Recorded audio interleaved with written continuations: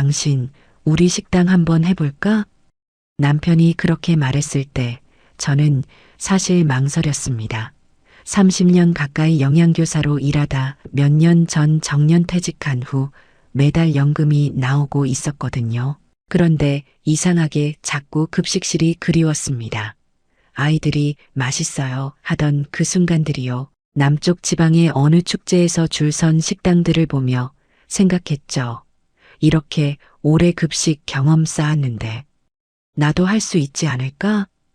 퇴직금 대부분과 대출까지 합쳐 3억 가까운 돈을 쏟아부었습니다.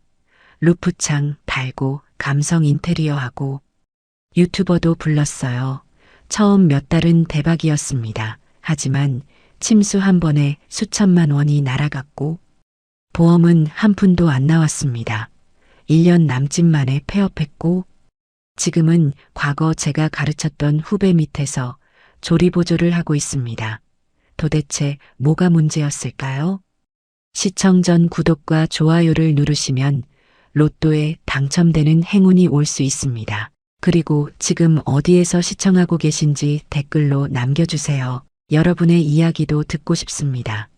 그럼 지금부터 시작되는 이야기 속으로 함께 들어가 볼까요? 저는 박순희입니다. 올해 63이고요. 몇 년 전까지만 해도 초등학교 영양교사였습니다. 30년 가까이 한 학교에서 아이들 급식을 책임졌죠. 1993년 처음 발령받았을 때가 기억납니다. 그때 저는 33이었고 정말 아무것도 몰랐어요.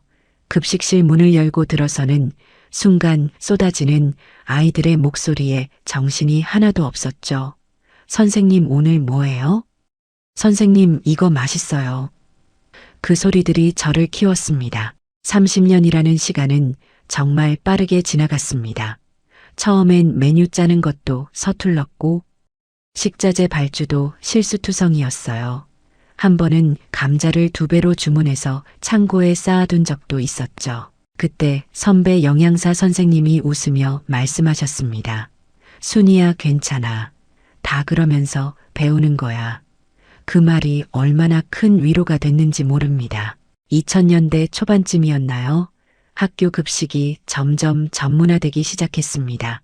영양교사들의 역할도 커졌고 단순히 밥만 주는 게 아니라 아이들 건강까지 책임지는 자리가 됐죠. 저는 메뉴 개발에 특히 신경을 많이 썼습니다. 아이들이 편식하지 않게 하려면 맛도 좋아야 하고 영양도 골고루 들어가야 했으니까요. 어떤 날은 새벽같이 일어나서 시장에 가서 직접 채소를 골랐습니다. 박 선생님이 고른 건 다 싱싱해요. 조리사 선생님들이 그렇게 말해주셨어요. 근속 20년이 넘어가자 신임 영양교사들 멘토를 맡게 됐습니다. 제가 처음 시작할 때 받았던 그 따뜻한 손길을 이번엔 제가 내밀 차례였죠. 민지라는 후배가 있었는데 정말 열심히 하는 친구였어요. 처음엔 실수도 많이 했지만 저한테 하나하나 물어보며 배워갔습니다. 선생님 덕분에 제가 여기까지 왔어요. 몇 년 후 민지가 그렇게 말했을 때 정말 뿌듯했습니다. 그렇게 시간이 흘러 제 나이도 어느새 60을 넘겼습니다. 정년이 다가오고 있다는 걸 알았지만 마음 한편으론 인정하고 싶지 않았어요. 아직도 아이들한테 해줄 수 있는 게 많은데 벌써 끝이라니 싶었죠. 마지막 해가 되자 동료 선생님들이 하나둘 저를 챙겨주기 시작했습니다. 순희 선생님 가동한 수고 많으셨어요. 그 말 한마디 한마디가 가슴에 남았습니다. 퇴임식 날이었습니다. 아침부터 급식실에 들어가서 마지막으로 메뉴를 점검했어요. 그날은 아이들이 좋아하는 돈가스였습니다. 바삭하게 튀긴 돈가스에 새콤달콤한 소스를 얹고 샐러드를 곁들였죠. 배식 시간이 되자 아이들이 우르르 몰려왔습니다. 선생님, 오늘 마지막이에요? 한 아이가 물었고 저는 고개를 끄덕였습니다. 그래, 오늘이 마지막이야. 그 말을 하는 순간 목이 메었습니다. 오후엔 교무실에서 작은 환송회가 열렸습니다. 교장 선생님이 감사패를 전달하시며 말씀하셨죠. 박 선생님 덕분에 우리 아이들이 건강하게 자랐습니다. 동료 선생님들도 하나씩 인사를 건넸고 제자였던 민지는 꽃다발을 안겨줬어요. 선생님 정말 감사했습니다. 민지의 눈에도 눈물이 맺혀 있었습니다. 집으로 돌아오는 길이었습니다. 손에는 감사패와 꽃다발을 들고 있었고 가방엔 30년간의 기록들이 담겨 있었죠. 현관문을 열고 들어서자 남편이 반갑게 맞아줬습니다. 고생했어. 남편도 몇 년 전 중학교 체육교사를 그만뒀기에 제 마음을 누구보다 잘 알았어요. 이제 좀 쉬어야지 제가 말했고 남편이 웃으며 고개를 끄덕였습니다. 그날 밤 통장을 확인했습니다. 퇴직수당으로 2억 원 넘는 돈이 들어와 있었어요. 30년 동안 꼬박꼬박 월급 받으며 모은 돈도 있었고 남편 퇴직금도 있었습니다. 이제 우리 편하게 살면 되겠네. 남편이 말했고 저도 그렇게 생각했습니다. 매달 나오는 연금만으로도 충분히 살 수 있을 것 같았거든요. 월 190만 원 정도면 두 사람이 소박하게 사는데 문제 없었습니다. 처음 몇 달은 정말 평온했습니다. 아침에 일어나도 출근할 곳이 없으니 여유롭게 커피를 마시고 남편과 함께 산책을 나갔죠. 동네 경로당에서 친구들도 만났고 가끔 손녀 지우가 놀러 오면 밥을 해줬습니다. 할머니 밥이 제일 맛있어.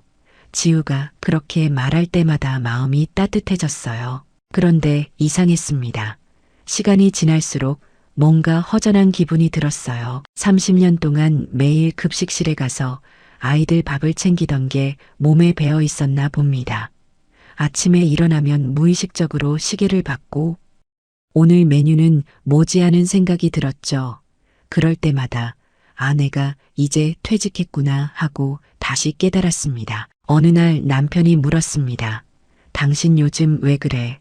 뭔가 심심해 보여. 저는 괜찮다고 했지만 남편은 제 마음을 알고 있었던 것 같아요. 30년 동안 매일 하던 일을 갑자기 안 하니까. 그렇지. 남편 말이 맞았습니다. 일이 그리웠던 거예요. 정확히는 아이들이 밥 먹는 모습이 그리웠습니다. 그래도 괜찮았습니다. 연금도 나오고 저축한 돈도 있으니 앞으로 편하게 살면 됐으니까요. 남편과 함께 여행도 다니고 취미 생활도 하면서 천천히 노후를 보낼 생각이었죠. 그때까지만 해도 말입니다. 제가 다시 일을 하게 될 줄은 정말 몰랐습니다. 그것도 식당을 차리게 될 줄은요. 퇴직하고 몇 달이 지난 어느 주말이었습니다.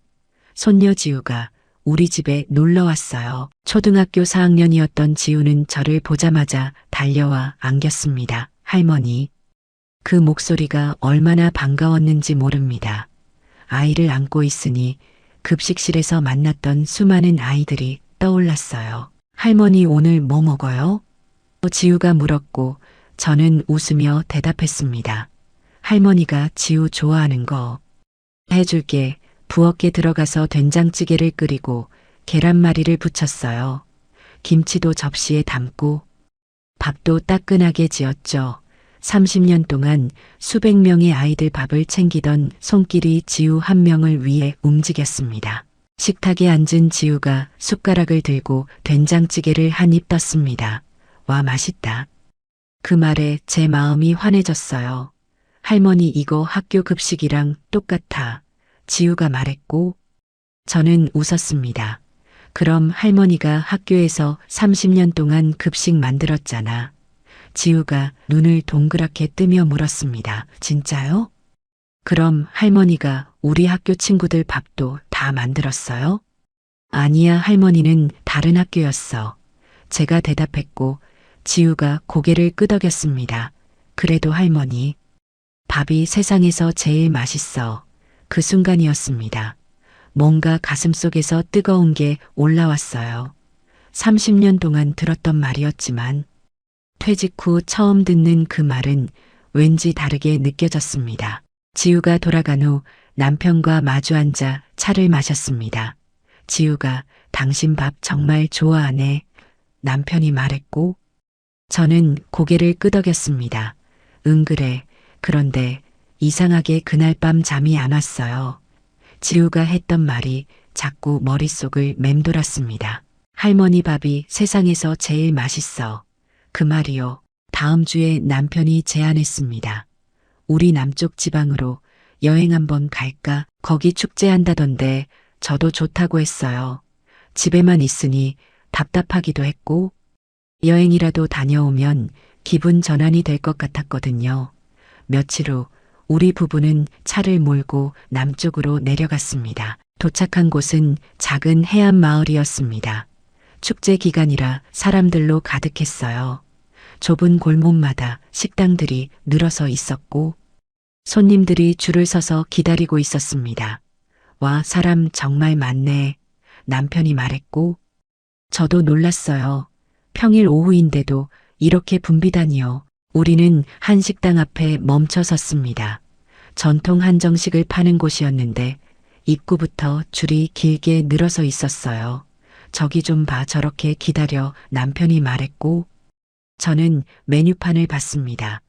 꼬막 정식 2만 원, 갈치조림 정식 2만 5천 원, 생선구이 정식 1만 8천 원. 가격이 생각보다 비쌌지만 사람들은 계속 들어갔습니다. 우리도 저기 들어가 볼까? 남편이 물었고 저는 고개를 끄덕였습니다. 30분쯤 기다려서 겨우 자리에 앉았어요. 주문한 꼬막 정식이 나왔고 한 입 먹어봤습니다. 맛은 괜찮았어요. 그런데 특별하진 않았습니다.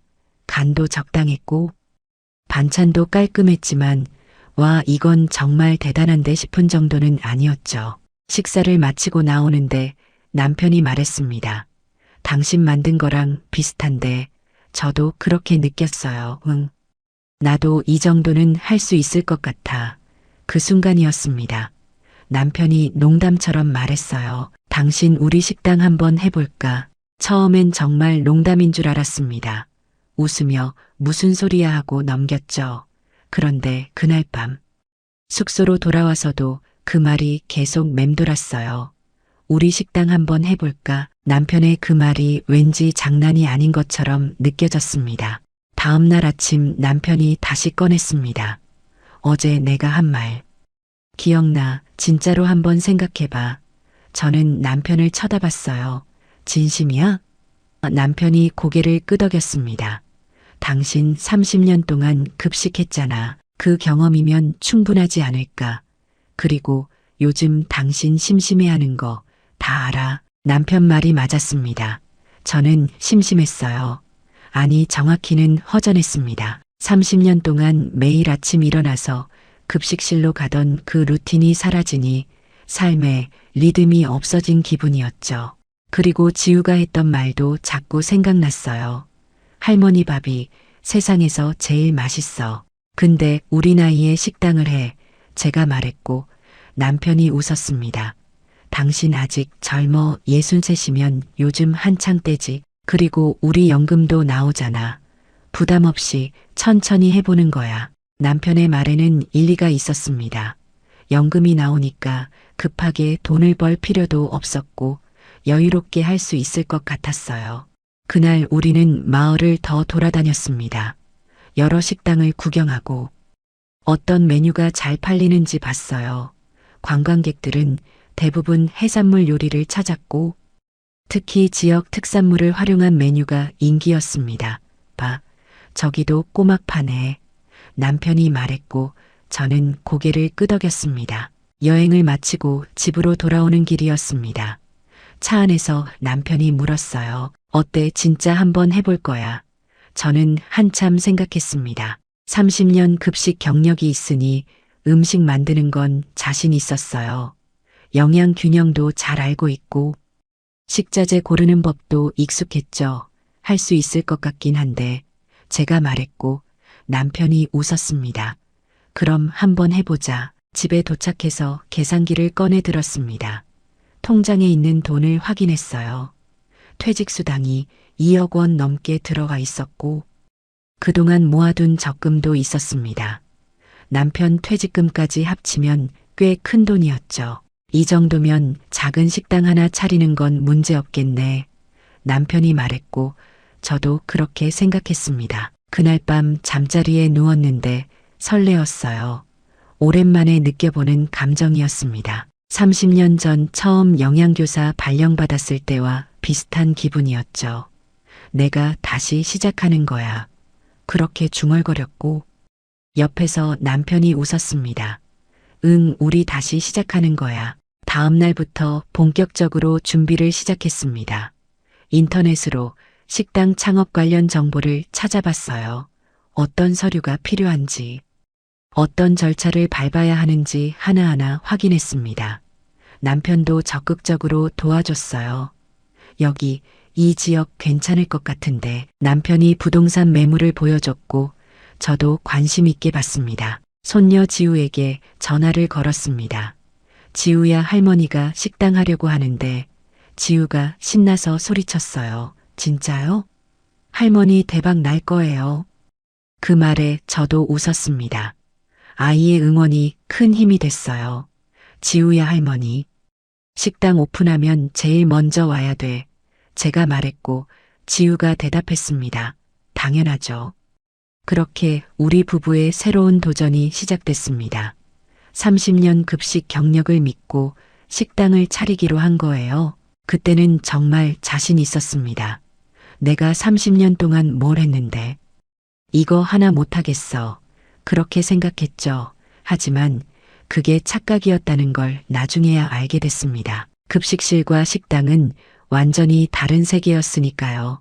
본격적으로 식당 자리를 알아보기 시작했습니다.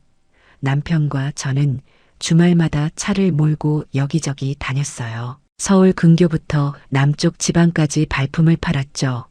여기는 임대료가 너무 비싸. 남편이 말했고 저도 고개를 끄덕였습니다. 서울은 아무래도 부담스러웠어요. 그러다가 그 마을로 다시 가게 됐습니다. 처음 축제 갔던 바로 그 해안 마을이었어요. 여기 좋지 않아? 남편이 말했고 저도 동의했습니다. 관광객도 많고 분위기도 괜찮았죠. 무엇보다 이곳 특산물인 꼬막을 활용하면 경쟁력이 있을 것 같았어요. 동네 부동산을 몇 군데 돌았습니다. 식당 하시려고요? 부동산 사장님이 물었고 저는 고개를 끄덕였어요. 내 작은 한정식집 생각하고 있어요. 사장님이 몇 군데를 추천해 줬는데 그중에 눈에 띄는 곳이 있었습니다. 버스터미널 근처에 있는 단독주택이었어요. 대지가 80평 정도 되고 건물은 20평 남짓했습니다. 예전에 식당으로 쓰였던 곳이라 구조는 괜찮았죠. 이거 얼마예요? 남편이 물었고 부동산 사장님이 대답했습니다. 전세로 1억 2천 보증금에 월세 200 받으시면 됩니다. 안으로 들어가 봤습니다. 낡긴 했지만 뼈대는 튼튼해 보였어요. 주방 공간도 넓었고 홀도 테이블 대여섯 개는 충분히 놓을 수 있었습니다. 남양이라 햇빛도 잘 들어오네. 제가 말했고 남편도 만족스러워했어요. 여기 괜찮은데 그날 저녁 숙소로 돌아와서 계산을 해봤습니다. 전세 보증금 1억 2천에 인테리어, 비용, 시설비, 초기 식자재까지 합치면 얼마나 들까요? 남편이 종이에 적어 내려갔어요. 대충 2억 정도면 될 것 같은데 저도 그렇게 생각했습니다. 2억이면 충분히 시작할 수 있었어요. 다음 날 부동산에 다시 갔습니다. 이 집 하겠습니다. 남편이 말했고 사장님이 웃으며 고개를 끄덕였어요. 좋은 선택하셨습니다. 계약서를 쓰고 도장을 찍는 순간 심장이 두근거렸습니다. 이제 진짜 시작이구나 싶었어요. 집으로 돌아와서 본격적으로 계획을 세웠습니다. 메뉴는 뭘로 할까 고민했어요. 30년 동안 학교 급식 메뉴를 짰던 경험을 살리면 될 것 같았습니다. 전통 한정식으로 가자 제가 말했고 남편도 찬성했어요. 꼬막을 메인으로 하면 좋겠네. 메뉴판을 만들기 시작했습니다. 꼬막 양념무침, 꼬막 초무침 된장찌개, 각종 나물 반찬 계란찜, 그리고 누룽지까지 전라도 할머니 집에서 먹는 것 같은 소박한 밥상을 차리기로 했어요. 가격은 어떻게 할까 남편이 물었고, 저는 생각했습니다. 2만 원 정도면 적당할 것 같아. 인테리어 업체를 알아봤습니다. 몇 군데 상담을 받았는데 한 업체 대표가 제안을 했어요. 요즘은 감성이 중요합니다. 그가 태블릿으로 사진들을 보여줬죠. 루프창이 있는 식당 사진들이었습니다. 천장에 이렇게 유리창을 달면 하늘이 보여요. 젊은 사람들이 사진 찍으러 오고 SNS에 올리면 입소문 나고요. 루프창이요. 저는 처음 들어봤습니다. 그게 얼마나 해요? 남편이 물었고 대표가 대답했어요. 자재비, 인건비 합쳐서 한 5천만 원 정도 보시면 됩니다. 5천만 원이라니 생각보다 비쌌어요. 남편이 고개를 저었습니다. 그건 좀 부담스러운데, 하지만 업체 대표가 계속 설득했습니다. 요즘 식당은 만만으론 안 됩니다. 분위기가 중요해요. 인스타그램 감성 있어야 손님들이 와요. 그 말이 자꾸 귀에 걸렸어요. 젊은 사람들이 사진 찍으러 온다는 말이 솔깃했죠. 한번 할 거 제대로 해보자. 제가 말했고 남편이 망설였습니다. 근데 5천은 좀, 우리 퇴직금 있잖아. 그리고 한 번만 하는 거니까. 제가 남편을 설득했어요. 사실 그때 저는 자신감이 넘쳤습니다. 30년 급식 경험이 있는데 식당 하나 못하겠어요. 투자한 만큼 회수하면 되는 거였죠. 알았어. 그럼 루프창 달자. 남편이 결국 동의했습니다.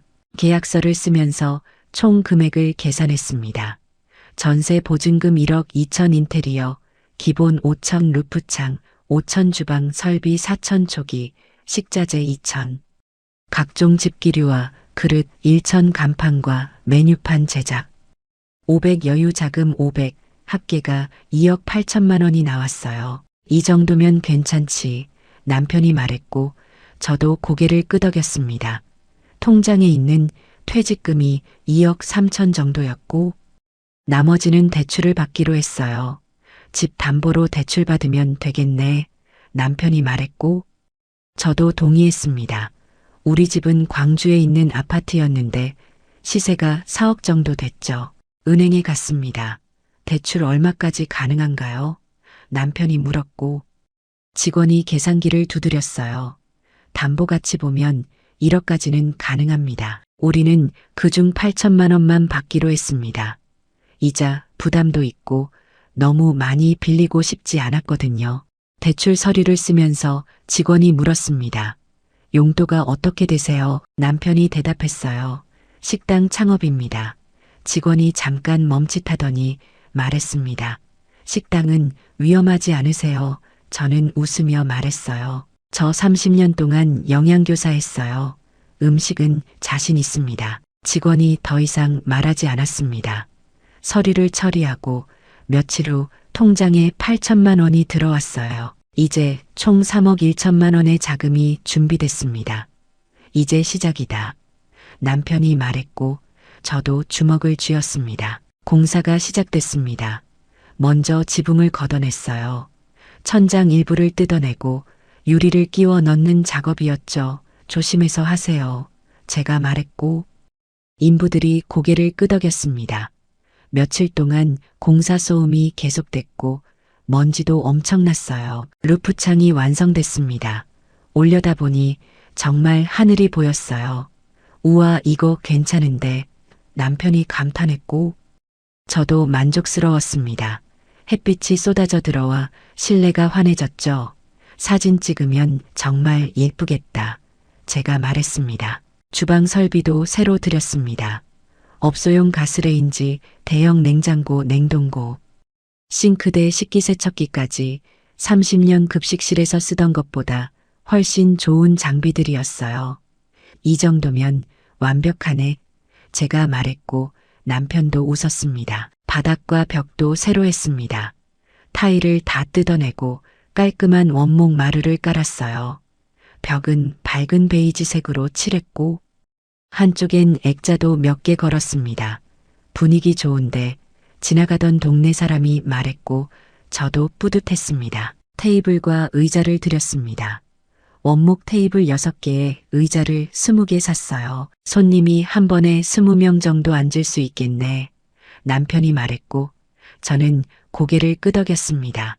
점심시간이면 꽉 차겠지. 그릇도 샀습니다.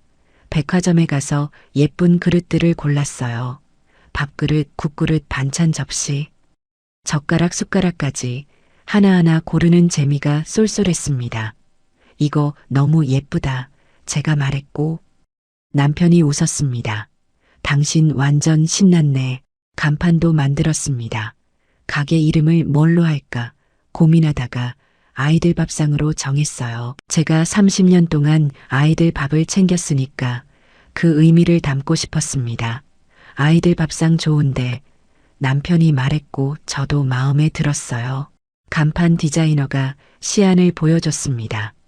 따뜻한 느낌의 손글씨체로 아이들 밥상이라고 쓰여 있었어요. 아래엔 30년 영양교사의 정성 한 그릇이라는 문구도 넣었습니다. 이거다. 제가 말했고 남편도 동의했습니다. 드디어 간판이 달렸습니다. 밤에 불을 켜니 정말 예뻤어요. 우리 가게다. 남편이 말했고 저는 눈물이 날 것 같았습니다. 몇 달 동안 준비한 결과물이 눈앞에 있었죠. 조리사를 구했습니다. 경력 20년 된 이경숙 선생님이었어요.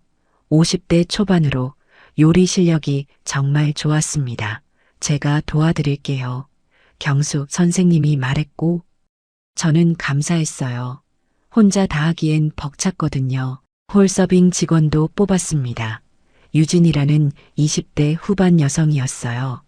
열심히 하겠습니다. 유진이 말했고 저는 웃으며 대답했습니다. 우리 함께 잘해보자. 메뉴 최종 점검을 했습니다. 꼬막 양념무침, 꼬막 초무침 된장찌개 묵은지, 각종 나물 계란찜, 그리고 누룽지. 가격은 2만 원으로 책정했어요. 다른 식당보다 조금 비싼데 괜찮을까? 남편이 물었고 저는 자신 있게 말했습니다. 우리는 정성이 다르니까. SNS 계정도 만들었습니다. 인스타그램에 가게 사진을 올렸어요. 루프창으로 햇빛이 들어오는 사진, 예쁜 그릇에 담긴 음식 사진들, 해시태그도 달아야 해. 유진이 도와줬습니다. 감성 맛집, 전통한 정식, 꼬막 맛집 이런 단어들을 넣었죠. 개업일을 잡았습니다. 공사 시작한 지 2달 만이었어요. 다음 주 월요일에 열자. 남편이 말했고 저도 동의했습니다. 드디어 문을 여는 날이 다가왔습니다. 개업 전날 밤 잠이 안 왔습니다. 설레기도 하고 떨리기도 했어요. 잘할 수 있겠지. 제가 중얼거렸고 남편이 손을 잡아줬습니다. 당신 30년 했잖아. 걱정 마. 그 말에 조금 안심이 됐습니다. 30년 급식 경력이 있으니 음식은 문제 없을 거라고 생각했어요. 영양 균형도 잘 맞출 수 있고 맛도 낼 수 있었죠. 이 정도면 충분해. 저는 그렇게 믿었습니다. 하지만 그게 착각이었다는 걸 그때는 몰랐습니다. 급식실과 식당은 완전히 다른 곳이었으니까요. 개업 당일 아침이었습니다. 새벽 5시에 일어나 가게로 향했어요. 남편도 함께 일어나 차에 올랐죠. 떨리지. 남편이 말했고 저도 고개를 끄덕였습니다. 손이 계속 떨렸어요. 가게 문을 열고 들어갔습니다. 어제 청소를 깨끗하게 해놔서 반짝반짝했어요. 루프창으로 새벽 하늘이 보였죠. 예쁘다. 제가 중얼거렸고 남편이 웃었습니다. 손님들도 좋아하겠어. 경숙 선생님이 6시에 출근했습니다. 사장님 준비 시작할까요? 경숙 선생님이 말했고 저는 고개를 끄덕였어요. 주방으로 들어가 손을 씻고 알치마를 둘렀습니다. 30년 동안 해온 동작이었지만 오늘은 왠지 달랐어요. 재료 준비를 시작했습니다. 꼬막은 전날 손질해 둔 걸 냉장고에서 꺼냈어요. 신선한 게 중요하니까 매일 아침 시장에서 사오기로 했죠. 된장은 제가 직접 담갔어요. 제가 말했고 경숙 선생님이 놀랐습니다. 직접 담그셨어요. 나물도 하나하나 다듬었습니다. 시금치나물, 도라지나물, 콩나물, 무생채. 30년 급식실에서 익힌 솜씨였어요. 손이 정말 빠르시네요. 경숙 선생님이 말했고 저는 웃었습니다. 30년 했으니까요. 오전 11시 드디어 문을 열었습니다. 유진이 입구에 서서 손님을 맞을 준비를 했어요. 손님 오실까요? 유진이 물었고 저는 대답했습니다. 올 거야, 분명히. 첫 손님이 들어온 건 11시 반쯤이었습니다. 중년 부부였어요. 어서 오세요. 유진이 밝게 인사했고 부부가 자리에 앉았습니다. 메뉴 뭐 있어요? 남자분이 물었고 유진이 메뉴판을 내밀었죠. 꼬막 정식 2만 원입니다. 유진이 설명했고 부부가 고개를 끄덕였어요. 2개 주세요. 주문이 들어왔습니다. 주방에서 제 심장이 쿵쿵거렸어요. 첫 주문이다. 경숙 선생님에게 말했고 선생님도 긴장한 표정이었습니다. 정성껏 음식을 차렸습니다. 꼬막 양념무침을 예쁜 그릇에 담고 꼬막 초무침도 따로 준비했어요. 된장찌개는 보글보글 끓여서 뚝배기에 담았고 나물 반찬들도 작은 접시에 하나씩 올렸습니다. 계란찜도 부드럽게. 제가 말했고 경숙 선생님이 고개를 끄덕였습니다. 상을 내갔습니다. 테이블 위에 음식들이 가득 놓였어요. 우와, 이거 진짜 많이 주시네. 여자분이 말했고 저는 뿌듯했습니다. 맛있게 드세요. 유진이 말했습니다. 주방으로 돌아와 몰래 지켜봤습니다. 부부가 꼬막을 한 입 먹더니 눈을 동그랗게 떴어요. 맛있는데 여자분이 말했고 남자분도 고개를 끄덕였습니다. 이거 진짜 괜찮은데 그 말을 듣는 순간 눈물이 날 뻔했어요. 점심시간이 되자 손님이 하나둘 늘어났습니다. SNS를 보고 찾아온 젊은 커플도 있었고 동네 주민도 왔어요. 루프창 예쁘다. 한 여자분이 말하며 사진을 찍었습니다. 인스타에 올려야지. 그 말을 듣고 남편과 눈을 마주쳤어요. 루프창 투자가 헛되지 않았구나 싶었죠. 첫날 장사를 마쳤습니다. 저녁 8시에 문을 닫고 계산을 해봤어요. 오늘 얼마 나왔어? 남편이 물었고 제가 계산기를 두드렸습니다. 73만 원, 첫날 치고는 나쁘지 않았어요. 고생했어. 남편이 말했고 저는 웃었습니다. 당신도 경숙 선생님과 유진에게도 감사 인사를 했어요. 오늘 수고 많으셨어요. 두 사람 모두 피곤한 표정이었지만 웃고 있었습니다. 집에 돌아와 샤워를 하고 침대에 누웠습니다. 온몸이 쑤셨지만 기분은 좋았어요. 우리 잘할 수 있을 것 같아 제가 말했고 남편이 손을 잡아줬습니다. 당연하지. 둘째 날은 더 바빴습니다. 첫날 손님 중 한 분이 SNS에 후기를 올렸나 봐요. 어제 다녀온 아이들 밥상 진짜 맛있었어요. 그 글이 퍼지면서 사람들이 찾아오기 시작했죠. 오늘 89만 원 나왔어. 남편이 말했고 저는 놀랐습니다. 셋째 날은 더 놀라웠습니다. 점심시간에 웨이팅이 생겼어요. 지금 20분 정도 기다리셔야 해요. 유진이 말했고 손님들이 밖에서 기다렸습니다. 이거 대박 나는 거 아니야. 경숙 선생님이 말했고 저도 믿기지 않았어요. 그날 매출은 115만 원이었습니다. 야, 대박이다. 남편이 소리쳤고 저도 웃음이 났어요. 사흘 만에 이렇게 잘 될 줄은 몰랐습니다. 우리 진짜 잘하고 있는 거야. 제가 말했고 남편이 고개를 끄덕였습니다. 일주일이 지났습니다. 매일 매출이 100만 원을 넘었어요. 주말엔 더 많아서 150만 원까지 나왔습니다. 이 정도면 한 달에 3천은 벌겠는데 남편이 계산했고 저는 놀랐습니다. 진짜 손님 중에 특별한 분이 계셨습니다. 70대 정도 되는 할머니였어요. 이거 우리 어머니가 해주시던 맛이랑 똑같네. 할머니가 된장찌개를 드시고 말씀하셨습니다. 목소리가 떨렸어요. 어머니 작년에 돌아가셨는데 그 말에 주방에서 듣고 있던 제 눈시울이 붉어졌습니다. 장사가 끝나고 경숙 선생님에게 말했습니다. 우리 음식이 누군가에겐 위로가 되는 거네요. 경숙 선생님도 고개를 끄덕였어요. 그래서 음식 장사가 보람 있는 거죠. 한 달이 지났습니다. 매출을 정산해 봤어요. 총 3,200만 원이 나왔습니다. 이거 진짜 대박이다. 남편이 말했고, 저도 믿기지 않았어요. 재료비, 인건비, 월세, 공과금 다 빼고도 손에 쥐는 돈이 800만 원 정도 됐습니다. 이 정도면 3년이면 투자금 다 뽑겠는데 남편이 말했고 저는 웃었습니다. 우리 진짜 잘한 거야. 그때는 정말 그렇게 생각했어요.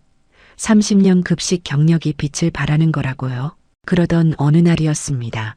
구독자 8만 명짜리 유튜버가 찾아왔어요. 혹시 협찬 영상 찍으실 의향 있으세요? 젊은 남자였는데 예의 바르게 물었습니다. 협찬이요? 제가 물었고 그가 설명했어요. 제가 전국 맛집 소개하는 채널을 운영하거든요. 그가 휴대폰을 보여줬습니다. 영상들이 수천 조회수를 기록하고 있었어요. 촬영비는 150만 원입니다. 150만 원이요. 적지 않은 돈이었습니다. 남편과 상의했습니다. 해볼까? 남편이 물었고 저는 고민했어요. 150만 원이 아깝긴 한데 남편이 말했습니다. 근데 이거 올라가면 더 많은 사람들이 올 거 아니야? 그 말이 맞는 것 같았어요. 구독자 8만 명이면 꽤 큰 채널이었죠. 좋아요 해요. 제가 결정했고 유튜버가 웃었습니다. 좋은 선택하셨습니다. 촬영이 진행됐습니다. 유튜버가 음식을 먹으며 리액션을 했어요. 와, 이거 진짜 맛있는데요. 과장된 표정으로 엄지를 치켜 세웠습니다. 루프창도 너무 예쁘고요. 카메라가 천장을 비췄죠. 며칠 후 영상이 올라왔습니다. 저녁에 유진이 보여줬어요. 사장님 영상 떴어요. 남편과 함께 봤습니다. 아이들 밥상 숨은 맛집 제목이 그렇게 붙어 있었죠. 기대하며 조회수를 확인했습니다. 하루가 지났는데 500회, 이틀이 지났는데 1200회, 일주일이 지났는데 겨우 3000회. 이게 뭐야? 남편이 말했고 저도 실망스러웠어요. 구독자 8만이면 최소 10,000회는 나올 줄 알았는데요. 150만 원은 그렇게 날아갔습니다. 영상 효과도 거의 없었어요. 에이, 사기당한 거 아니야. 남편이 투덜거렸고 저도 속상했습니다. 하지만 어쩌겠어요. 이미 지나간 일인걸요. 그래도 장사는 계속 잘 됐습니다. SNS 입소문이 꾸준히 나면서 손님이 끊이지 않았어요. 유튜버는 실패했지만 괜찮아. 제가 말했고 남편도 고개를 끄덕였습니다. 응, 우리 그냥 열심히 하자. 2달째가 됐습니다. 매출은 여전히 좋았어요. 월 3천만 원대를 유지했습니다. 이대로만 가면 되겠는데 남편이 말했고 저도 그렇게 생각했어요. 순조롭게 흘러가고 있었으니까요. 하지만 문제가 하나 생겼습니다. 경숙 선생님이 힘들어하기 시작한 거예요. 사장님, 저 요즘 허리가 너무 아파요. 50대 초반이지만 하루 종일 서서 일하는 게 쉽지 않았나 봅니다. 괜찮으세요? 제가 물었고 경숙 선생님이 억지 웃음을 지었습니다. 네, 괜찮아요. 그러다 석 달째에 경숙 선생님이 말씀하셨습니다. 사장님, 죄송한데 제가 그만둬야 할 것 같아요. 청천벽력 같은 소리였어요. 왜요? 무슨 일 있으세요? 제가 물었고 경숙 선생님이 고개를 숙였습니다. 허리 디스크가 심해져서 병원에서 쉬라고 하네요. 경숙 선생님이 그만뒀습니다. 새로운 조리사를 구하려고 했지만 쉽지 않았어요. 이 작은 마을에서 경력 있는 조리사를 찾기가 힘들었죠. 우리가 하자. 제가 남편에게 말했고 남편이 놀랐습니다. 우리 둘이 할 수 있어. 나 30년 했잖아. 제가 말했고 남편이 걱정스러운 표정을 지었습니다. 근데 힘들 텐데. 하지만 선택의 여지가 없었어요. 괜찮아, 해보자. 그날부터 우리 부부가 모든 걸 맡았습니다. 남편이 설거지와 홀 정리를 도왔고 저는 주방을 혼자 책임졌어요. 처음엔 할만했습니다. 하지만 점점 힘들어지기 시작했죠. 아침 5시에 일어나 재료 준비하고 11시에 문 열고 저녁 8시에 문 닫고 정리하면 밤 10시, 하루 17시간을 일했습니다. 당신 많이 힘들지? 남편이 물었고 저는 괜찮다고 했어요. 하지만 사실 온몸이 비명을 지르고 있었습니다. 그리고 더 큰 문제가 생겼습니다. 맛이 떨어지기 시작한 거예요. 혼자 하다 보니 음식에 정성을 쏟을 시간이 부족했죠. 이전보다 맛이 좀 단골 손님 한 분이 조심스럽게 말했고 저는 충격을 받았습니다. 매출도 조금씩 떨어지기 시작했습니다. 월 3,000에서 2,500으로 줄었어요. 왜 이래? 남편이 걱정했고 저도 불안했습니다. 뭔가 잘못되고 있다는 걸 느꼈지만 어떻게 해야 할지 몰랐어요. 그때만 해도 몰랐습니다. 이게 시작일 뿐이라는 거려. 진짜 위기는 아직 오지도 않았다는 거려. 여름이 지나고 가을이 왔습니다. 9월까지만 해도 괜찮았어요. 추석 연휴 때는 관광객들이 많이 와서 매출이 좋았죠. 이번 달은 괜찮겠는데 남편이 말했고 저도 안심했습니다. 하지만 10월이 되자 뭔가 달라지기 시작했습니다. 손님 발길이 눈에 띄게 줄어든 거예요. 오늘 손님이 왜 이렇게 없지? 유진이 물었고 저도 의아했습니다. 점심시간인데 테이블이 반도 안 찼어요.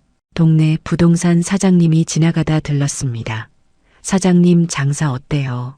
그가 물었고 저는 솔직하게 말했어요. 요즘 손님이 좀 줄었어요. 사장님이 고개를 끄덕였습니다. 그럴 겁니다. 여긴 비수기니까요. 비수기요. 그 말을 처음 들었습니다. 무슨 말씀이세요? 제가 물었고 사장님이 설명했어요. 여긴 관광지잖아요. 여름이랑 가을 초반이 피크고 겨울엔 한산해져요. 제 얼굴이 굳어졌습니다. 그럼 얼마나 한산해지는데요? 남편이 물었고 사장님이 말했습니다. 한반 토막 정도 보시면 됩니다. 반 토막이요? 그럼 월 3,000이 1,500으로 떨어진다는 얘기였어요. 집에 돌아와 남편과 앉아 계산을 해봤습니다. 월 1,500 벌면 고정비 빼고 얼마 남아? 남편이 물었고 저는 종이에 적어 내려갔어요. 월세 200인건비 유진 월급 190 공과금 50 식자재비 평균 600 카드 수수료와 기타 60 합계가 1,100만 원이었습니다. 1,500에서 1,100 빼면 400 남네. 남편이 말했고 저는 한숨을 쉬었습니다. 거기에 대출 이자도 내야 해. 대출 8천만 원의 이자가 월 180만 원 정도였어요. 그럼 220 남는 건데 남편이 말했습니다. 220만 원으로 우리 부부가 한 달 살아야 했어요. 연금 190만 원까지 합치면 410만 원이었죠. 그 정도면 괜찮은 거 아니야. 남편이 말했지만 저는 불안했습니다. 근데 매출이 1,500도 안 나오면 어떡해. 11월이 되자 걱정이 현실이 됐습니다. 매출이 뚝 떨어진 거예요. 주중엔 하루 10만 원도 안 나오는 날이 있었습니다. 오늘 손님 5팀 유진이 말했고 저는 한숨이 나왔어요. 주말에도 예전 같지 않았습니다. 120만 원씩 나오던 게 40만 원으로 떨어졌어요. 사람들이 왜 안 오는 거야? 남편이 답답해했고 저도 마찬가지였습니다. 한 달이 끝나고 정산을 했습니다. 총 매출이 900만 원이었어요. 이게 뭐야? 남편이 놀랐고 저는 말을 잃었습니다. 고정비 1,100만 원인데 900만 원밖에 못 벌었다는 얘기였죠. 200적자네. 남편이 말했고 저는 고개를 숙였습니다. 대출 이자까지 합치면 380 마이너스야. 통장에서 돈이 빠져나가고 있었어요. 유진을 불렀습니다. 미안한데 당분간 주 5일만 나와줄래? 제가 말했고 유진이 놀랐습니다. 네, 알겠습니다. 미안했지만 어쩔 수 없었어요. 인건비라도 줄여야 했으니까요. 12월이 됐습니다. 더 추워지자 손님은 더 줄었어요. 여보, 이러다 큰일 나는 거 아니야. 남편이 걱정했고 저도 두려웠습니다. 저축한 돈을 까먹고 있었거든요. 어느 날 식당에 혼자 앉아 있었습니다. 점심시간인데 손님이 한 명도 없었어요. 텅 빈 테이블들을 보며 눈물이 났습니다. 내가 뭘 잘못한 걸까 중얼거렸죠. 루프창을 올려다 봤습니다. 5천만 원을 들여 만든 그 창으로 겨울 하늘이 보였어요. 잿빛이고 차가웠습니다. 감성 인테리어가 뭐가 중요해? 혼잣말을 했습니다. 손님이 없는데요. 남편이 제 옆에 앉았습니다. 당신 괜찮아. 남편이 손을 잡아줬고 저는 고개를 저었어요. 괜찮지 않아. 우리 망하고 있어. 처음으로 그 말을 입 밖에 냈습니다. 아직 안 망했어. 남편이 말했지만 목소리에 힘이 없었어요. 봄 되면 다시 손님 올 거야. 하지만 봄까지 버틸 수 있을까요? 확신이 없었습니다. 그날 밤 통장을 확인했습니다. 3억 넘게 들어갔던 돈이 이제 반도 남지 않았어요. 매달 적자를 메우느라 저축한 돈을 계속 쓰고 있었죠. 이러다가 정말 다 날리겠어. 제가 말했고 남편이 아무 말도 못했습니다. 다음 날 아침 주방에 섰습니다. 오늘도 준비를 해야 했어요. 손님이 올지 안 올지 모르지만 문은 열어야 했죠.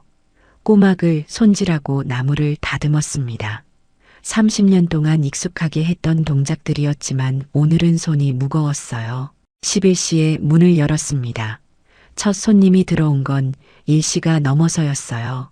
중년 부부였습니다. 손님 별로 없네 남자분이 말했고 제 가슴이 철렁했습니다. 손님 없으면 맛없는 거 아니야. 여자분이 작은 소리로 말했지만 제 귀에 들렸어요. 음식을 내갔습니다. 부부가 한 입 먹더니 표정이 별로였어요.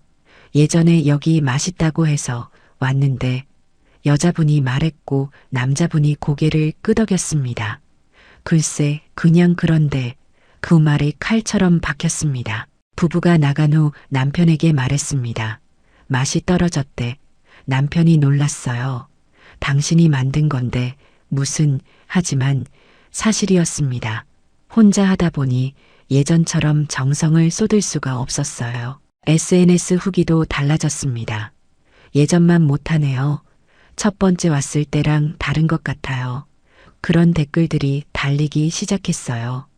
유진이 휴대폰을 보여줬고 저는 가슴이 무너졌습니다. 우리 다시 조리사 구해야 하는 거 아니야. 남편이 말했고 저도 그 생각을 했어요. 하지만 지금 형편에 월 270만 원을 어떻게 감당해요? 돈이 없어. 제가 말했고 남편이 한숨을 쉬었습니다. 12월 말이었습니다. 한 달 매출이 700만 원밖에 안 나왔어요. 고정비는 1100만 원이었고 대출, 이자까지 합치면 600만 원 적자였습니다. 이번 달만 600 날렸네. 남편이 말했고 저는 눈물이 났습니다. 새해가 밝았습니다. 1월이 됐지만 손님은 여전히 없었어요. 봄까지 버텨야 해. 남편이 말했지만 저는 확신이 없었습니다. 봄이 온다고 해서 손님이 다소 올까요? 마저 떨어졌다는 소문이 이미 퍼진 상태인데요. 어느 추운 날이었습니다. 하루 종일 손님이 3팀밖에 안 왔어요. 매출이 6만 원이었습니다. 6만 원.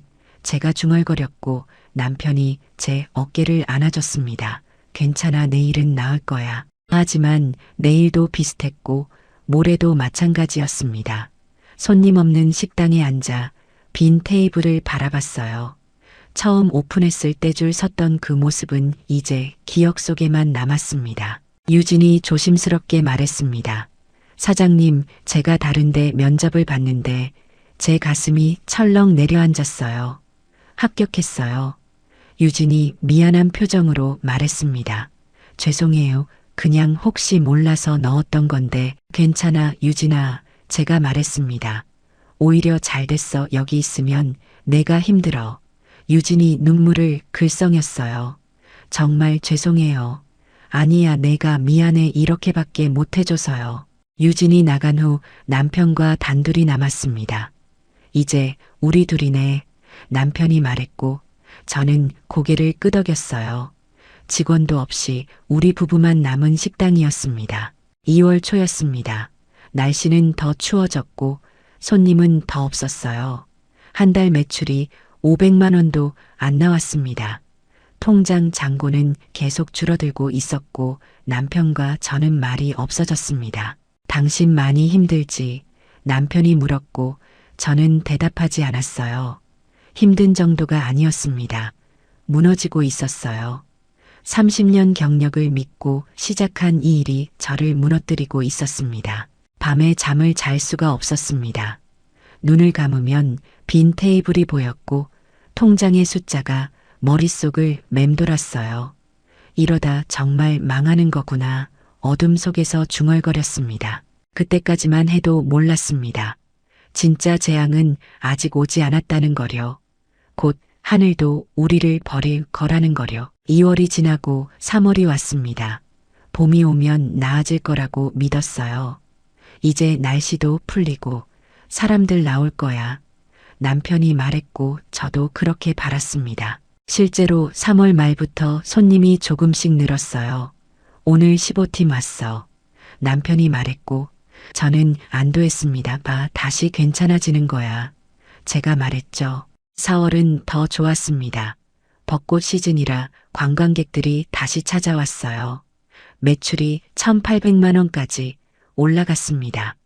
이제 살았다. 남편이 웃었고 저도 희망이 보이는 것 같았어요. 5월도 비슷했습니다. 가정의 달이라 가족 단위 손님들이 많았죠. 한 달에 2천 벌면 우리 버틸 수 있어. 제가 말했고 남편도 고개를 끄덕였습니다. 겨울 동안 잃었던 돈을 조금씩 메우는 기분이었어요. 6월이 됐습니다. 초여름이라 날씨가 좋았어요. 이번 달도 괜찮겠는데 남편이 말했고 저도 그렇게 생각했습니다. 손님도 꾸준히 오고 있었고요. 그런데 6월 셋째 주 어느 날이었습니다. 아침부터 비가 내렸어요. 장마가 시작됐나 봐. 남편이 창밖을 보며 말했습니다. 빗줄기가 굵었어요. 점심 준비를 하고 있었습니다. 비가 와도 손님은 올 거라고 생각했죠. 그런데 11시쯤 되자 비가 더 심해졌어요. 이거 장난 아닌데 남편이 말했고 저도 불안했습니다. 라디오에서 뉴스가 나왔습니다. 남해안 지역에 호우특보가 발령됐습니다. 아나운서가 말했어요. 시간당 100 이상의 폭우가 예상되니 안전에 유의하시기 바랍니다. 제 가슴이 덜컥 내려앉았습니다. 창밖을 봤습니다. 빗물이 길거리로 넘쳐 흐르고 있었어요. 여보, 이거 큰일 날 것 같은데. 제가 말했고 남편도 당황한 표정이었습니다. 일단 문 닫자. 남편이 말했습니다. 급하게 문을 닫고 정리를 시작했습니다. 그런데 그때였어요. 주방 쪽에서 이상한 소리가 들렸습니다. 뭐야 저 소리. 제가 말했고 남편이 주방으로 달려갔어요. 여보, 물 들어와. 남편이 소리쳤고 저도 뛰어갔습니다. 주방 배수구에서 물이 역류하고 있었어요. 시커먼 물이 바닥으로 쏟아져 나왔죠. 왜 이래? 저는 황급히 걸레를 가져왔지만 소용없었습니다. 물은 계속 차올랐습니다. 발목까지 물이 찼고 점점 더 높아졌어요. 이거 막아야 해. 남편이 배수구를 막으려 했지만 수압이 너무 셌습니다. 안 돼, 손 다쳐. 제가 남편을 말렸습니다. 30분 만에 식당 전체가 물에 잠겼습니다. 무릎까지 차올랐어요. 세상에, 저는 그 자리에 주저앉고 싶었지만 물이 너무 높았습니다. 냉장고 아래쪽이 물에 잠기고 있었어요. 냉장고 문 열어 재료라도 건져. 남편이 말했고 저도 허겁지겁 냉장고를 열었습니다. 하지만 이미 늦었어요. 물이 냉장고 안으로 들어가 있었죠. 꼬막이 다 떠내려간 제가 울먹였습니다. 비는 계속 내렸습니다. 오후 2시쯤 되자 정전까지 됐어요. 전기도 나갔네. 남편이 말했고 식당은 어두워졌습니다. 루프창으로 들어오는 빗소리만 요란했어요. 저녁이 되자 비가 조금 약해졌습니다. 물도 천천히 빠지기 시작했어요. 이제 좀 나아지려나? 남편이 말했지만 저는 대답할 기력이 없었습니다. 밤 9시쯤 물이 다 빠졌습니다. 식당 안을 봤어요. 아비규환이었습니다. 바닥은 진흙과 쓰레기로 뒤덮여 있었고 냉장고는 고장 나 있었죠. 테이블도 몇 개자 휘어져 있었어요. 하늘도 우릴 버렸구나. 제가 중얼거렸고 남편이 제 손을 잡았습니다. 아직 포기하지 마. 하지만 남편 목소리도 떨리고 있었어요. 다음 날 아침 청소를 시작했습니다. 진흙을 쓸어내고 물걸레질을 했어요. 온종일 청소를 해도 끝이 안 보였습니다. 이거 언제 다 치워? 제가 말했고 남편도 지친 표정이었습니다. 냉장고를 열었습니다. 안에 있던 꼬막 300kg 전부 상했어요. 이거 다 버려야 해. 남편이 말했고 저는 울음이 터졌습니다. 재료비만 500만 원어치였어요. 반찬들도 다 버렸습니다. 며칠 전에 준비해둔 나물들이 물에 젖어 상했죠. 된장도 물이 들어가서 못 쓰게 됐어요. 내가 직접 담근 된장인데 제가 말했고 남편이 제 어깨를 안아줬습니다. 주방 기기들을 점검했습니다. 냉장고는 완전히 고장났고 냉동고도 작동하지 않았어요.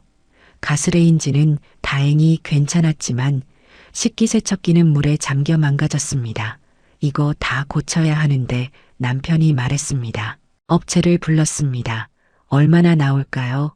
제가 물었고 기사가 이것저것 확인하더니 말했어요.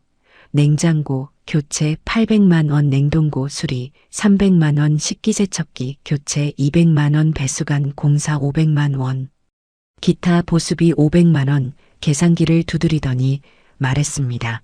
총 2,300만 원 정도 나옵니다. 2,300만 원이요. 제가 되물었고 기사가 고개를 끄덕였어요. 시설이 거의 다 망가졌어요. 제 다리에 힘이 풀렸습니다. 2,300만 원을 어디서 구해요? 보험 있잖아. 남편이 말했고 저도 그제야 생각났습니다. 맞아, 보험. 우리는 가게 열 때 보험에 가입했었죠. 지인 소개로 지어 소형 우보험사에 들었었어요. 급하게 보험사에 전화를 걸었습니다. 여보세요. 침수 피해 접수하려고요. 제가 말했고 상담원이 대답했어요. 계약번호 알려주세요. 번호를 알려주고 기다렸습니다. 잠시 후 상담원이 말했습니다. 고객님 확인해 보니까 침수 항목은 계약서에 포함되어 있지 않습니다. 귀를 의심했어요. 네, 뭐라고요? 제가 되물었습니다. 침수로 인한 피해는 보상 대상이 아닙니다. 상담원이 말했고 저는 목소리가 떨렸어요. 그럼 제가 뭐에 가입한 겁니까?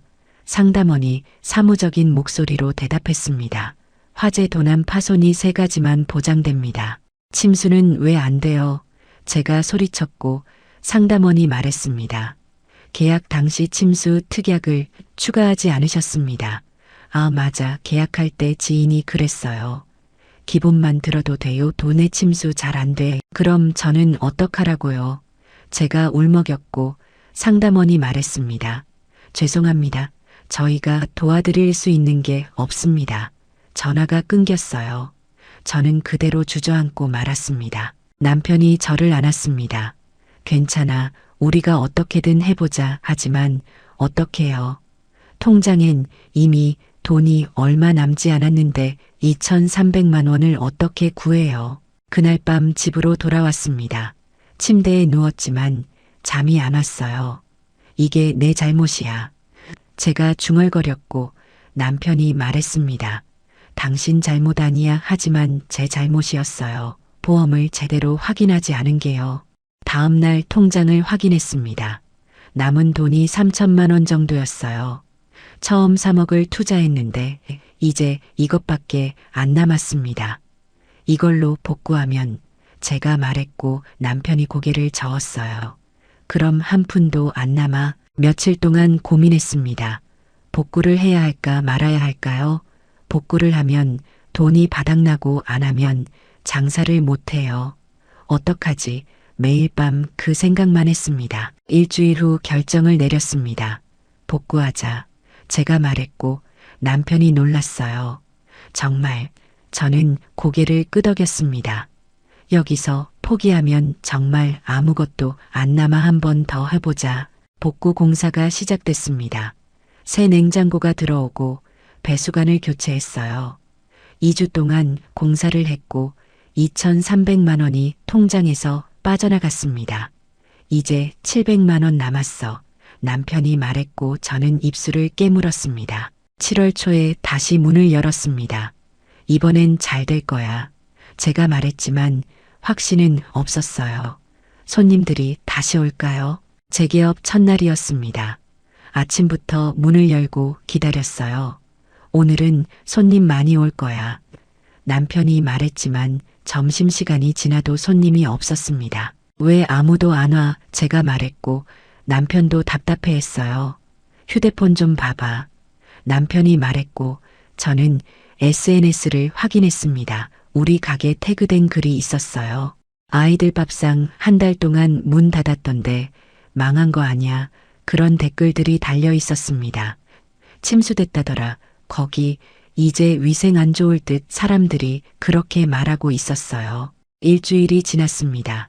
하루 평균 손님이 5팀도 안 됐어요. 이거 안 되겠는데. 남편이 말했고 저도 알고 있었습니다. 사람들이 우리 가게를 피하고 있었어요. 7월 매출이 나왔습니다. 600만 원이었어요. 고정비도 못 벌었네. 남편이 한숨을 쉬었고 저는 아무 말도 못했습니다. 월세 200에 공과금 50 식자재비 100 대출하자 180 합계 530만 원이었죠. 70만 원 남았어. 제가 말했고 남편이 고개를 저었습니다. 우리 생활비는 연금 190만 원으로 겨우 버텼어요. 8월도 비슷했습니다. 매출이 700만 원 나왔지만 여전히 적자였어요. 통장 잔고가 500만 원으로 줄었습니다. 이제 진짜 바닥이야. 남편이 말했습니다. 어느 날 저녁이었습니다. 장사를 마치고 남편과 마주 앉았어요. 여보, 제가 먼저 말을 꺼냈습니다. 우리 이제 그만하자. 남편이 고개를 들었어요. 더는 못 버티겠어. 제가 울먹였고 남편이 제 손을 잡았습니다. 알아, 나도 그렇게 생각하고 있었어. 우리는 한참 동안 말없이 앉아 있었습니다. 다음 날 폐업 절차를 알아봤습니다. 생각보다 복잡했어요. 전입신고, 위생허가, 폐업신고 여러 가지를 처리해야 했죠. 빨리 끝내자. 남편이 말했고 저도 고개를 끄덕였습니다. 일주일 후 마지막 영업을 했습니다.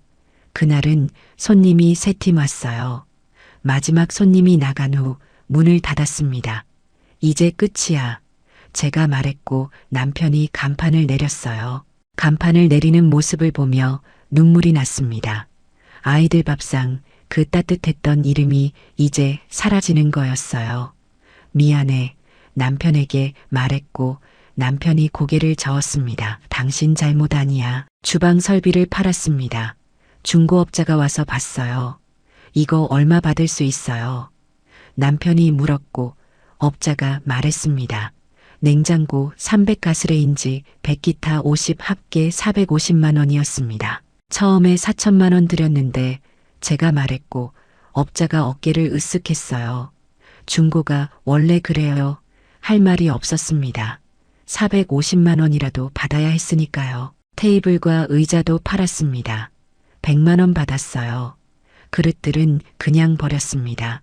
아무도 사가지 않았거든요. 이렇게 예쁜 그릇들인데 제가 말했지만 소용없었습니다. 전세 보증금을 돌려받았습니다. 1억 2천만 원이 통장에 들어왔어요. 이게 다야. 남편이 말했고 저는 계산을 했습니다. 대출 8천만 원 갚고 나니 4천만 원이 남았어요. 처음에 3억 넣었는데 4천만 원 남았네. 제가 말했고 남편이 한숨을 쉬었습니다. 2억 6천 날린 거야. 1년 반 만에 2억 6천만 원을 잃었습니다. 집으로 돌아왔습니다. 아무것도 하고 싶지 않았어요. 침대에 누워 천장만 바라봤습니다. 내가 뭘 잘못한 걸까 계속 그 생각만 했어요. 며칠 동안 아무것도 안 했습니다. 밥도 제대로 안 먹고 잠도 잘 안 잤어요. 남편이 걱정했습니다. 당신 이러다 큰일 나. 하지만 일어날 기력이 없었어요. 일주일쯤 지났을 때 남편이 말했습니다. 우리 일 찾아야 해. 제가 고개를 들었어요.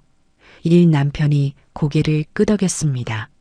연금만으론 대출이자도 못 갚아. 맞는 말이었습니다. 광주집 담보대출이 아직 남아 있었어요.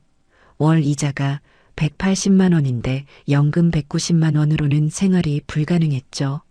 뭘 할 수 있을까 제가 물었고 남편도 막막한 표정이었습니다. 구인구직 사이트를 뒤졌습니다. 60대 여성이 할 수 있는 일을 찾았어요. 청소, 경비, 식당, 보조 그런 일들이 나왔습니다. 이런 거라도 해야 하나 제가 말했고 남편이 고개를 끄덕였습니다. 그때 한 공고가 눈에 들어왔습니다. 초등학교 급식실 조리보조 구함. 제 심장이 쿵쾅거렸어요. 급식실이라니요? 여기 한번 넣어볼까? 제가 말했고 남편이 놀랐습니다. 급식실, 내가 할 수 있는 일이잖아. 제가 말했고 남편이 걱정스러운 표정을 지었어요. 근데 당신 거기서 30년 영양교사 했는데 맞아요. 영양교사였죠. 이제는 조리보조로 돌아가는 겁니다. 이력서를 넣었습니다. 며칠 후 연락이 왔어요. 면접 보러 오세요. 전화를 받고 옷을 챙겨 입었습니다. 오랜만에 정장을 꺼내 입었어요. 학교에 도착했습니다. 낯익은 냄새가 났어요. 급식실 특유의 그 냄새였습니다. 30년 동안 맡았던 냄새죠. 잠깐만요. 직원이 안내했고 저는 기다렸습니다. 면접관이 들어왔습니다. 그런데 제가 아는 사람이었어요. 선생님, 그녀가 놀라며 말했습니다. 민지였어요. 제가 신입 때 가르쳤던 그 후배였죠. 민지야, 제가 말했고 민지도 당황한 표정이었습니다. 선생님 여기 왜? 저는 이력서를 내밀었어요. 조리보조 지원했어. 민지의 얼굴이 굳어졌습니다. 선생님이 조리보조요. 민지가 믿기지 않는다는 표로 말했어요. 그래, 내가 지금 일이 필요해. 제가 말했고 민지는 한참 동안 아무 말도 못했습니다. 선생님 무슨 일 있으셨어요? 민지가 조심스럽게 물었고 저는 간단히 설명했어요. 식당 했다가 망했어. 민지가 눈을 크게 떴습니다. 식당을 이제 다시 시작하려고 제가 말했고 민지가 고개를 끄덕였어요. 알겠습니다. 채용하겠습니다. 그렇게 저는 조리보조로 일하게 됐습니다. 30년 전 영양교사로 시작했던 그곳에 이번엔 조리보조로 돌아가는 겁니다. 제가 가르쳤던 후배 밑에서 일하게 된 거죠. 이게 내 인생이구나. 집에 돌아와 남편에게 말했습니다. 남편도 일을 구했습니다. 아파트 경비 일이었어요. 우리 둘 다 일하면 어떻게든 버티겠지. 남편이 말했고 저는 고개를 끄덕였습니다. 이렇게 우리 부부의 꿈은 무너졌습니다. 30년 급식 경력을 믿고 시작한 식당은 1년 반 만에 문을 닫았고 우리는 다시 바닥부터 시작하게 됐습니다. 그때 깨달았어요. 경력이 있다고 해서 다 되는 게 아니라는 거요. 새벽 6시에 알람이 울렸어요. 30년 동안 익숙했던 시간이지만 오늘은 달랐습니다. 영양교사가 아닌 조리보조로 가는 날이었으니까요. 옷을 입었습니다. 정장이 아닌 편한 운동복을 입었어요. 잘 다녀와. 남편이 말했고 저는 고개만 끄덕였습니다. 말이 나오지 않았어요. 학교에 도착했습니다. 후문으로 들어가 급식실로 향했어요. 현관이 아닌 후문으로 들어가는 것도 처음이었죠. 안녕하세요. 조리사 선생님들이 인사했고 저도 인사를 받았습니다. 여기 앞치마 입으세요. 한 선생님이 하얀 앞치마를 건넸어요. 받아서 입었습니다. 30년 동안 입었던 영양교사 가운이 아닌 조리보조 알치마였죠. 민지가 들어왔습니다. 선생님 오셨어요. 민지가 어색하게 웃었고 저도 웃으려 애썼어요. 응 왔어. 민지가 말했습니다. 그럼 오늘 업무 설명드릴게요. 감자 깎는 거부터 시작하시면 돼요. 민지가 싱크대를 가리켰어요. 거기엔 감자 한 박스가 놓여 있었습니다. 저기 감자 다 깎아주시면 됩니다. 제 손이 떨렸습니다. 싱크대 앞에 섰습니다. 감자를 집어들고 칼을 잡았어요. 30년 전에도 이렇게 감자를 깎았었죠. 하지만 그땐 신임 영양교사였고 지금은 63 조리보조였습니다. 칼을 움직였습니다. 감자 껍질이 벗겨졌어요. 익숙한 동작이었지만 눈물이 났습니다. 왜 울어? 스스로에게 물었지만 눈물은 멈추지 않았어요. 선생님 괜찮으세요? 옆에서 일하던 조리사 선생님이 물었고 저는 황급히 눈물을 닦았습니다. 네, 괜찮아요.